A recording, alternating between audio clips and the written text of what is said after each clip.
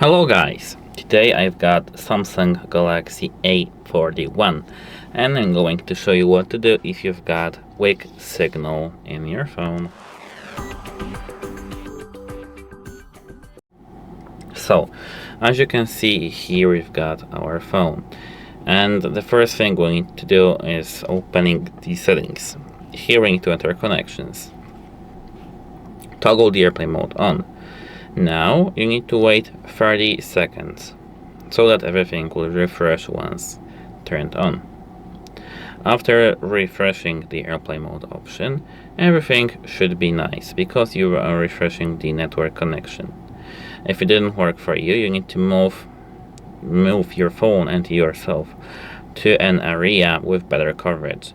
Here we don't get 5G functionality because this phone was released in 2020, where 5G wasn't so popularized yet.